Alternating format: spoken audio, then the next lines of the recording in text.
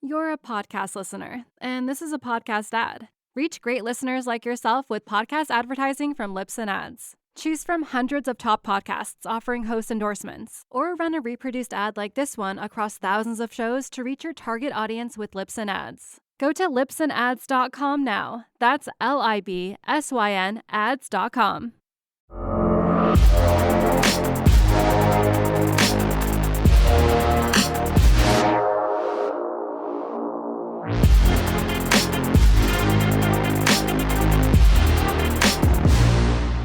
Hello and welcome back to Chasing Excellence, a show about chasing what truly matters. My name is Patrick Cummings. As always, I'm here with Ben Bergeron. Thank you so much for joining us this here episode. How are you, Ben? This here episode. I'm breaking myself of the habit of saying this week. So I'm finding new and interesting ways to get around. Well, this here is certainly interesting. This here episode? This here. Yeah. What is that? It's like Old English? Yeah, sure. We'll go with that. But I tried to do it like hip hop style for some reason. I don't know. Like Hamilton? Oh, good. Yes, Like that. Before we get into the episode today, a quick shout out from, I actually don't have a name. I'm gonna ask you, maybe you know this name. I have initials, SGL. This is what he sent in today or yesterday. Former CFNE member here. It's Sarah Jessica Parker from Sex and the City. Not right. Former CFNE member here. SGL, actually? Sorry. SGL, yes. Yeah, there you go. They're not even close. I heard SGP. You got one letter right. Yeah. Former CFNE member here, currently using the learnings to create and do my own version of workouts on my own time. Been a listener of Chasing Excellence for years. Happy to support your work and glad you are exploring new formats. Nothing wrong with the old, but always good to be testing something new. SGL sent that note in when he became a premium subscriber to the show, which you folks out there can do if you'd like. www.chasingexcellence.email. You get ad-free episodes, more content, more conversation, more chasing. So thanks to SGL. Do you have any idea who SGL might be? First name only? I would need more than initials. Come on. Yeah. Okay. Yeah. Well, SGL, I'll reach out to you. We'll get your first name. All right. This week. See it. I did it. This episode, we're going to talk about something that actually came across my desk twice, which is a good indication. Oh, maybe there's something here. And it's from the National Weight Control Registry. And just quick shout outs for my friends who did actually get them to me. First, EC mentioned this in an episode of the Consistency Project. And then second, recently by my friends Jonathan and Blakely, who run a company called Digital Barbell. Shout out to Jonathan and Blakely. They sent out a great newsletter that incorporated or listed out these things that we're going to talk about today. So that second time I was like, I kind of want to talk to Ben about this. And so what is the National Weight Control Registry? It is the largest prospective investigation of long-term successful weight loss management. Given the prevailing belief that few individuals succeed at long-term weight loss, the NWCR was developed to identify and investigate the characteristics of individuals who have succeeded at long-term weight loss. They're tracking over 10,000 individuals who have lost a significant amount of weight and kept it off for long periods of time. And this is just a direct quote from their website, kind of calling out for folks who might want to take part in this study. And this gives a good indication of sort of what they're looking for, which is if you are at least 18 years old and have maintained at least a 30-pound weight loss for 1 year or longer, you may be eligible to join our research study. So this week, we're going to talk about 4 of their biggest findings when it comes to weight loss maintenance. Okay, so we've got 4 of their key findings. Before we dive in, I just kind of wanted to get your experience with helping people with weight loss. It's really, honestly, it's oddly enough, not something you and I talk about a ton here on the show. And I also think it's not something that a lot of people really consider part of the job of the CrossFit affiliate in a weird way. Like, I think there's been a perception of CrossFit, which is that's where fit people go to get fitter. And obviously that's not the case. And anybody who's been in a CrossFit gym knows that that's not the case. But before we get into these 4 key findings, I'd love just your overall experience and take on what it's looked like from your perspective and your experience in helping folks lose a bunch of weight and obviously help them keep that off. Yeah, it's funny because I think you're spot on where the perception is, well, I'll try that when I get fit. Right. And that's the equivalent of saying, I'm going to take guitar lessons once I learn to play guitar. The reason people come here is to get help making that change. Right. So we certainly have had dozens and dozens of people lose 25 to 35 pounds to the point where it's I don't want to say the norm or it's commonplace. We certainly still celebrate it. but it's not exceptional at this point at all. Like it's if people have that weight to lose, a lot of them lose it. The ones that we have celebrated are the ones that lose 50 pounds. And I think we've had 2 members lose 100 pounds. So that's kind of when you start to visualize the person that needs to lose 100 pounds. That's somebody that's coming in over 300 pounds usually. And that's not the typical thing. That's not what people visualize when they think of people that are working out and training at CrossFit gyms. So what these guys have found as the characteristics of individuals that are successful, I don't think that they're going to be very surprising to anybody listening to this. Right. But I do think it's important that it is a part of our ongoing conversation, because weight loss is a whole lot more than just trying to get into smaller pants. It's even more than how you feel about yourself. It's the strongest correlate to longevity and health span is if you are 100 pounds overweight, there is almost nothing, including smoking, there's nothing that you could do that would be more detrimental to your health. So that's where, people, it's beyond the scope of this conversation, but people ask me all the time, what do you think of Ozempic and these weight loss drugs that are coming out? And my response today is it's good. Like they're good. If you can, there might be side effects, and I'm pretty confident that there are or will be, but they probably don't outweigh the detriment of being 100 pounds overweight. Right. So, the other thing is this can be a springboard for people to get into the gym and do things. So I think weight loss is a necessary part of the conversation, but inside of the CrossFit gym, this is what we do. This is a huge part of what we do for a meaningful percentage of our members. Okay. 2 quick things. One, we are going to talk about exercise. So I'm not going to, those follow-up questions for kind of how you've done this, but we're going to save that. It's going to be our last of 4. And then the last thing is just, it's funny that you said like a lot of these won't be surprising. There's 2 of them that actually were kind of surprising to me. So I'm cool. I'm excited to kind of get into each one. Okay. Again, these are the 4 key findings that this survey has found in terms of what has led, or what are the commonalities between folks who have been able to do this, been able to lose a lot of weight and then maintain that weight loss over a long period of time. Number 1, 78% eat breakfast every single day. Okay. So maybe that if you had said that 25 years ago, I don't think that would be alarming. People would be like, well, what's the alternative? Right. But now with the groundswell behind intermittent fasting and how popularized that's become, now it probably sounds surprising because there's been so much hype about intermittent fasting, which is just that. It's intermittent fasting is there's unlimited ways you could do this. The most popular way is eating in a time restricted period. And the most common way to do that is to skip breakfast. So whether it's you have a eating window of 4, 6, or 8 hours, that's kind of the normal way to do it. There is also prolonged fasting, which is not eating for 24 hours up to multiple days. Here's anything that comes out. There's people get really, really excited about it, especially if their friend tries it and they see results. And people that try intermittent fasting see results, myself included. Does that mean it's the long-term solution to weight loss? Not necessarily. This started with research on mice is where this whole thing started.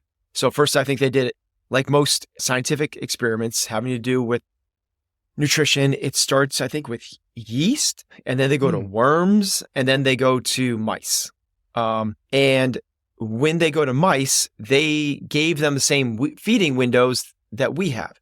And they're like, hey, if we restrict them to this 4-8 hour eating window, meaning that they, quote, skip breakfast, these mice live longer, healthier lives. And I know we're talking about weight loss, but we'll come back to that. They also are leaner, so that fills that in. And people go, oh my gosh, so if we did that, we would see those things.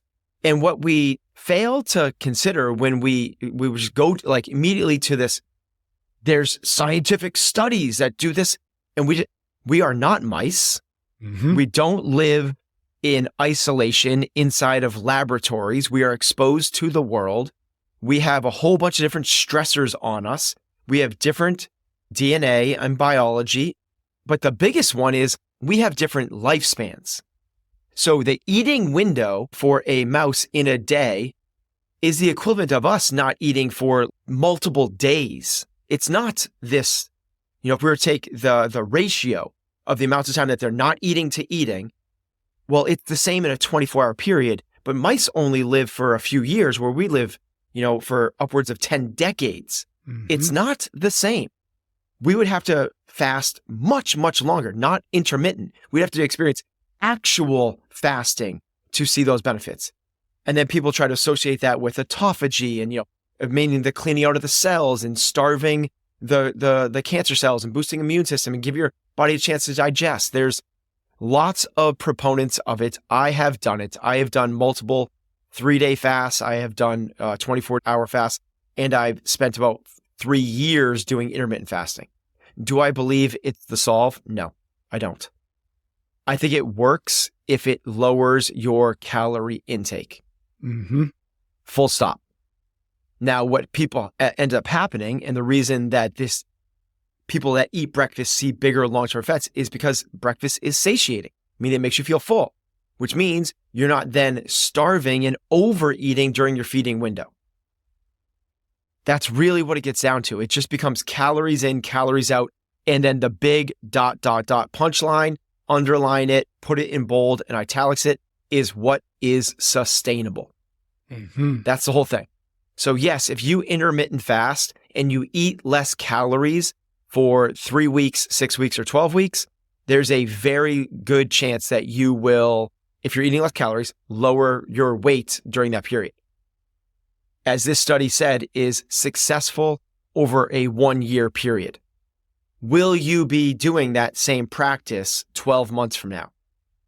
And if you're not, the likelihood that you're going to put the weight back on when you go back to your normal eating patterns is very likely. I have a meta-analysis study in front of me that says, nevertheless, a meta-analysis conducted in 2022, meta-analysis means a study of studies, tens of thousands of participants, showed that there was no significant difference in fat mass after the intermittent fasting intervention was compared with the caloric restriction based on 5 studies published between 2016 and 2021. There's inconsistent results regarding the effects of intermittent fasting on fat loss in different studies, ... In terms of actual intermittent fasting versus just pure calorie restriction, they're the same. There's no magic to, if I don't eat in this window, the magic is you're not eating the calories, and that's why you see the benefit. Okay, amazing. That was key finding number 1, 78% eat breakfast every day. Number 2, 75% weigh themselves at least once a week. And this is one of the ones that I was actually surprised by. So I'm really curious your thoughts on this one. What gets measured gets improved. Mm-hmm. It's if the goal is weight loss, right? And that's what the goal, it's like people are get kind of weirded out by this thing. The goal should be weight loss for people that need to lose weight. Is the goal weight loss for someone who is under 15% body fat? No, they don't need to lose weight. For people that need to lose weight, meaning in this study, this group that they've studied lost 30 pounds and kept it off for a year, those people seemingly need to lose weight. Patrick, if you lost 30 pounds, you'd have to watch the cracks in the floor because you'd fall through them, right? I'd disappear.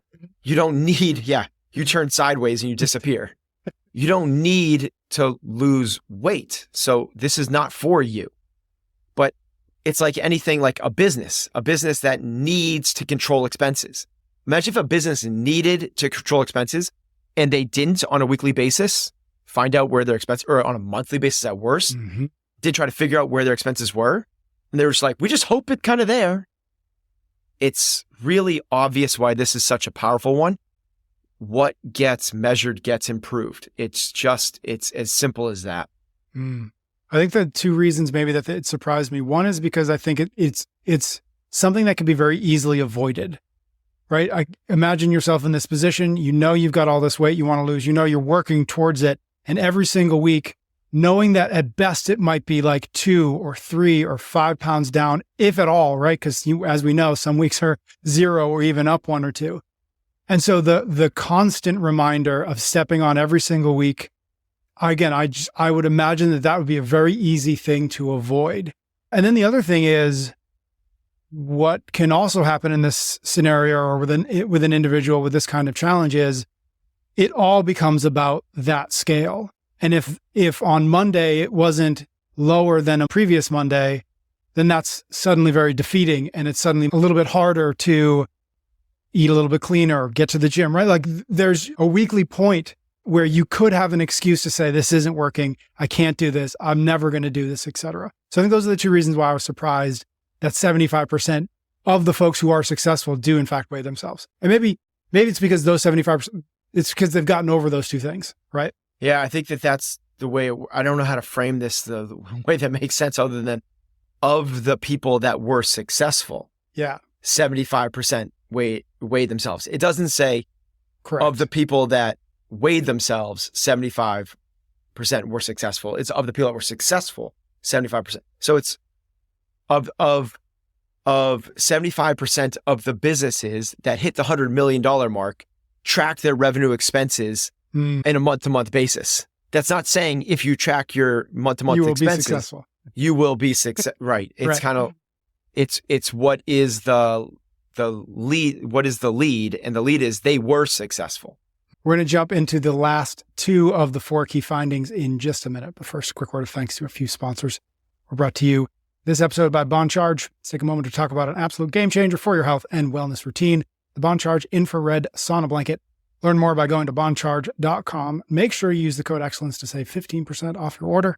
Before we dive into the benefits of the sauna blanket, let's talk about its safety. BonCharge has gone out of their way to ensure that their sauna blankets are made from safe, non-toxic materials that are independently tested and meet global safety criteria. The blanket emits extremely low EMF frequencies, lower than cell phones and power lines, ensuring a safe experience. Their electrical wiring is also tested to meet high safety standards. So now that you know that it's safe, let's talk about why you might want to get one for yourself. This sauna blanket heats your body directly at a lower temperature, giving you all the benefits of a traditional sauna right in your home. It's simple to set up, heats up in minutes, and it's easy to clean. Plus, all BonCharge products are HSA, FSA eligible, giving you tax-free savings of up to 40%. You can get 15% off site-wide when you order from BonCharge and use the exclusive promo code EXCELLENCE at checkout. You'll also get free shipping and a 12-month warranty. So head over to boncharge.com, use the code EXCELLENCE for 15% off your order. That's BONCHARGE.com. We're also brought to you this week by Cozy Earth. You know the importance of good sleep. That's why I'm excited to introduce you to Cozy Earth, a brand that offers luxurious bedding and loungewear to elevate your sleep experience. Point your internet machines to CozyEarth.com and be sure to use the code EXCELLENCE at checkout to save yourself a whopping 30% off your order. Imagine this: after a good day of training or a long, intense weekend hike, you retreat to the sanctuary of your bedroom and Cozy Earth's bedding. It's not just about comfort, it is about rejuvenation. Their bedding ensures your body gets the rest it craves so it can do what you want it to tomorrow, next weekend, next month, and for the rest of your life. Cozy Earth's products are travel-friendly, coming in adorable totes, adorable totes. You know what? I wrote that and I was like, I don't know if I'm going to be able to say that with a straight face, but I can't. Adorable totes. Perfect for those weekend getaways or camping trips. Adorable. And when it's time to unwind, slip into Cozy Earth's temperature-regulating bamboo joggers and pullover crew. Stay cool, comfortable, and ready for your next day's workout or adventure. Here's an exclusive offer for you. Get 30% off with code EXCELLENCE at CozyEarth.com. Let Cozy Earth help you on your path to health, fitness, and deep, rejuvenating sleep. I think that copy just got every single one of our listeners with a shaved head and a neck tattoo. Yes, so nailed it. You nailed it. Adorable. They want adorable totes. Yes. As they should, as one should. Okay, number 3 and number 4. Number 3, 62% watch less than 10 hours of TV every single week. This was the other one that was somewhat surprising. I'm just going to throw a quick couple stats out here just as context because I just think this is fascinating. This is according to Nielsen, and this is as of Q2 2023. Americans over 18 years old spend an average of 59 hours and 56 minutes with media per week, which amounts to 8 hours, 34 minutes per day. And the total use of TV averages 32 hours and 18 minutes a week, which breaks down to about slightly over 4.5 hours of television every single day. So I just want to give some context to where 10 hours per week actually is, because that is, in fact, compared to the cohort, relatively impressive. Yes. Yeah, I looked up a couple studies on this as well. And I found, again, a meta-analysis that studied each individual one, studied from 900, and some of these studies studied up to 50,000 subjects. And the results from it, there was 8 of them. The results from all 8 studies reviewed found that increased time spent viewing television was significantly associated with increased body weight in adults. So I just find this so unsurprising. Right. Especially the numbers that you just said.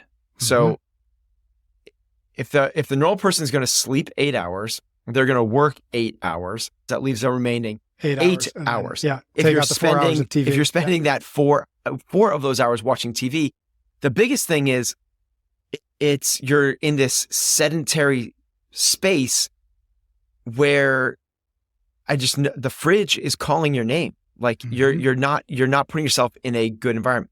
So there's so many things that we can call associative to this, not causal, not anything else. But if you're sitting in front of the TV, you're probably going to be munching on something. The thing that you're probably munching on is more processed. If it's more processed, it's more calorically dense and less satiating. Meaning you're going to eat more of it and not feel full. Plus, the likelihood of it being completely mindless eating, meaning like you sit down with a bag of chips and then all of a sudden you put your hand in and there's only crumbs left and you're like, did I just eat that whole bag of chips? As opposed to like sitting down at the dinner table with a plate full of carrots and no screen. So you're just going to stare at the carrots as you eat the carrots. By the time you get to carrot number like 3 or 4, you're going to be like, oh my God. It's just mindless eating versus conscious, and you're making a decision. The other part of it is just the opportunity cost of activity versus non-activity. If you're watching TV, you are by definition, almost always, you're sitting watching, that's what they call it, sitting and watching television. No one's like running around unless you're watching it while on a treadmill, which I don't think is the majority of these people. You are not only not exercising, you're not moving at all. There's basically 3-4 different types of caloric burn. There's your resting metabolic rate, which is the rate you burn calories when you're asleep, when you're resting. The far end of that spectrum is the calories that you burn while exercising. But then there is low-level activity. And low-level activity burns a whole lot more calories than sitting down does. And over the course of 4 hours, over the course of a year, that's not insignificant. I mean, they even found like people that fidget, people that like move their fingers and tap their foot, burn more calories. It's not going to be like, you're not going to, drop 20 pounds by just starting to tap your pen a lot. But they did find that those people do burn more calories a day just from the simple act of just moving a little bit. So I think when you take those things into consideration, the likelihood that you're eating, the likelihood that you're eating processed foods, the likelihood that's mindless, so you're overeating, and the opportunity cost of being sedentary versus active, it's very, to me, very, very unsurprising. I also think about if there's, let's just call most people spend 4 hours watching TV, I would have to take a wild guess and say the bulk of those hours are done at the end of the day. And so what's happening from, call it 8 to 11, or what's not happening from 8 to 11, probably getting into bed, right? Oh, that's probably getting into bed with enough time to get those 8 or 9 hours of sleep that we always talk about, right? And so there's also, it's just another element of the opportunity cost is what are you giving up? It's that sleep that we need. What was the other stats that you had on terms of viewing, whether it was like the internet or social media? Yep. Yeah, I'll go through the quick list. Again, this is from Nielsen. There was 32 hours for total use of TV a week, almost 5 hours for weekly internet use, almost 2 hours for weekly video on a computer, 16 and a half hours for app or webs on a smartphone, little over 4 hours for app and web on a tablet. And that was a total of around 60-ish hours per week with various media. So, yeah, TV is a culprit, but that's 9 hours a day. Yeah, And that's 8.5, averages out 8.5 hours per day with media. so if we were just saying that you sleep for 8 hours, you work for 8 hours, and you have 8 other hours, there's Yeah. It's certainly a lot of it. And, without breaking down the data a little bit, some of that must be work, right? Some of that must be things you do during the day. I would be surprised. I think it might mean like they're at work on their maybe. social media, on their app. Maybe I'm wrong about that. No, you could be right. I mean, it's without knowing for sure. Yep. So anyways, that's a lot. And it's a massive opportunity cost. Yes. Yeah. Okay. That was the third one. Last one we've got. We teased this. You chatted about this a little bit at the top. 90% exercise on average, about an hour a day. Will not come as a surprise to us or our audience. But I'd love to know, what do you do, if anything, different for an individual who comes in and says, listen, I got to lose 50, 60, 70 pounds, 100 pounds. Is it like, cool, here's class, let's go? Or is there something more nuanced, something more subtle, something that we might not see if we were just looking from the outside? No, that's really where it starts with cool, let's go. But the idea is 5 or 6 days a week.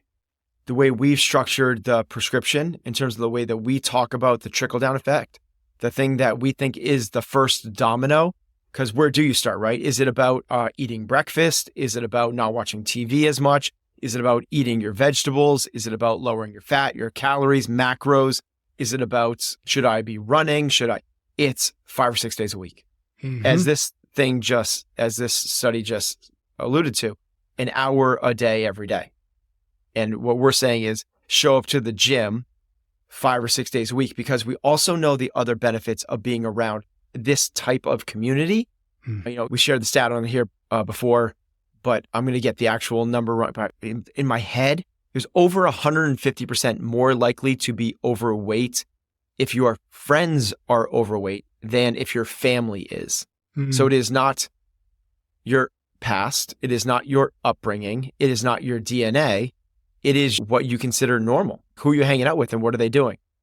And I just looked that up the other day. Oddly enough, it was 171% increased chance of becoming obese if a close mutual friend becomes obese. I think that's the stat you've referenced before. Cool. If your friends are partaking in behaviors that are going to lead to obesity, like there's a very strong chance that you're going to follow suit. And if you consider your friends to be the people that are doing very health promoting activities, rowing intervals and running and lifting barbells and doing pull-ups and burpees, and that's what they kind of get their kicks with, and where the way they go to connect and socialize, not to Buffalo Wild Wings and getting a pitcher of beer and potato skins and wings that have been deep fried and doused in sugary barbecue sauce. Like it's not a big surprise that's where we start with. It's like instill this one behavior, and we think that there's going to be a lot of trickle effects from that one singular behavior. Anything specific to what you would have somebody do once they get into the gym, maybe once they get into the habit and the routine of actually showing up that 5 or 6 times a week? Is there anything special that you would give to this particular population within the confines, of course, of CrossFit New England or a CrossFit gym? Again, that is different than, hey, this is what we've got on the whiteboard today. This is what we're doing, obviously modified for needs and skills. Yeah. So I think the expected answer to that would be like, let's do a bunch of zone 2 stuff. Let's do some longer stuff. Let's get out running, burn a whole bunch of calories. But the answer to that is actually no. The first thing we want to do is to focus on taking class. And then the next thing is not related to exercise, because then you're going to principle 2 of exercise, and principle 1 of nutrition is above that. So that's where it seems like overkill at this point. But that's why we have the prescription of train 5 or 6 days a week. Then the next one is eat real food. That's the next place we go. So then after you're here 5 or 6 days a week, cool. Now we basically earned the right to have the conversation about the kitchen. And that first thing is very like killing it with simplicity. Just overdoing the simplicity aspect, because it is the thing that is going to make the changes. It's the 20% that's going to yield the 80%. And as we talked about, it's like, are you eating real food? Because if you're eating a whole bunch of carrots, apples, ground turkey, fish, the chances of you mindlessly eating and the chances of you overeating, the chance of you going like, oh, I can't believe I just ate that whole bag of baby carrots isn't very high. And even if you do eat the whole bag of baby carrots, It's okay. it's okay. Because it's like the whole bag of baby carrots is probably like under 200 calories. Yeah. Whereas half of a muffin is 300 calories. So you're okay. Which one are you going to be more full from? Which one are you going to be looking and rummaging through the cupboards quicker from?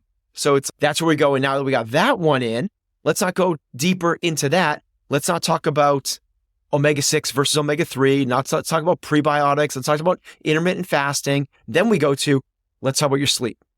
Let's give yourself a sleep opportunity of 9 hours so you can sleep 8 hours a day. Mm-hmm. And once we've got those 3 done, then we can start to go maybe back to the training one. Take it. But until we have those 3, there's no other place to go. Show up 5 or 6 days a week, eat real food, and sleep 8 hours. Love that. You're also teasing an episode we're going to have coming out in the next week or two that breaks down some of that prescription more. So stay tuned for that. Love it. Again, just as a reminder, that was from the National Weight Control Registry. I'll put a link in the show notes if you want to read a little bit more about them. The 4 key findings that they've got for folks who have been successful in losing weight and keeping weight off. 78% eat breakfast every day. 75% weigh themselves at least once a week. 62% watch less than 10 hours of TV a week. And 90% of them exercise on average about an hour a day. Thank you, Ben. Thank you out there for listening to the show. Thank you for your ratings and your reviews. Check out www.chasingexcellence.email if you want to get even more from us. Ben and I will be back soon with a brand new episode of Chasing Excellence.